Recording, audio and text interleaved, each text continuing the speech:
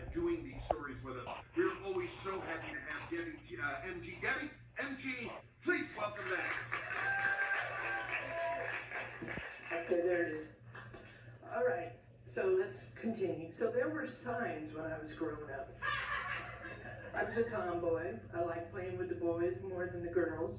I played with my brother's Matchbox cars. If I played with the girls, it couldn't be hopscotch, Chinese jump rope, or jacks. I loved dodgeball. But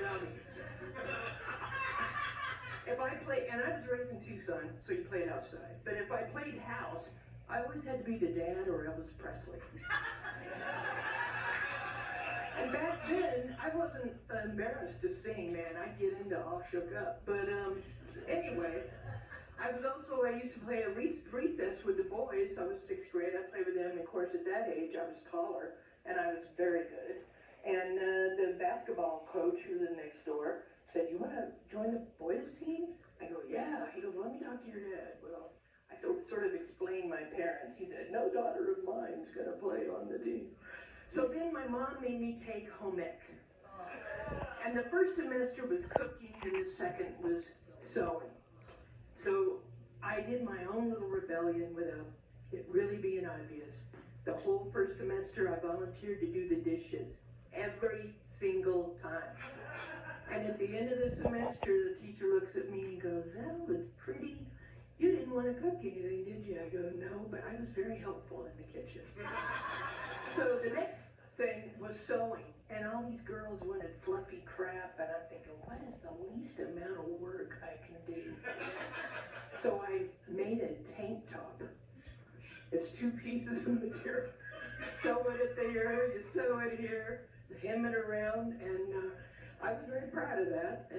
I did finish it, and like I said, I came out in my early 30s, and myself, my partner, and my daughters, we were in New York City for this parade. We were in New York for 2 weeks, and we got to stay in New York City the first week for free from a relative that kept their apartment even though they didn't live there because of rent control. And I got the Father's book. I tell you, we did just about everything you could do down there. Even down there at, what is it that happened in New York? Stonewall. I almost said stone something else. Anyway, so when I started coming out, I did some therapy to deal with obvious other things, and it came out that I think I'm gay. So she recommended this group of women that were gathering with a therapist that were all sort of trying to figure out if they were gay or not. So I go, and we're all sort of in the same predicament and about the same age, and the hormones were off the chart. I never was boy crazy. I fantasized about several of my friends growing up, but this was crazy. So I ended up fucking all of them.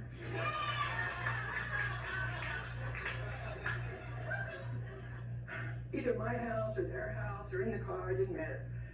Lesbians are very versatile. So we go to another session a few weeks later, and the therapist is very quiet and looks at me and goes, "Debbie, I hear you've had sex with all the other members of the group." And I said, "Well, they've had sex with me." She goes, "But you're the common denominator." So she kicked me out, and everybody else left in revolt. So that was cool. And of course, you know how we celebrated. Anyway. So I want to end this on a way I figured out how to tell my 12-year-old granddaughter this a few years ago.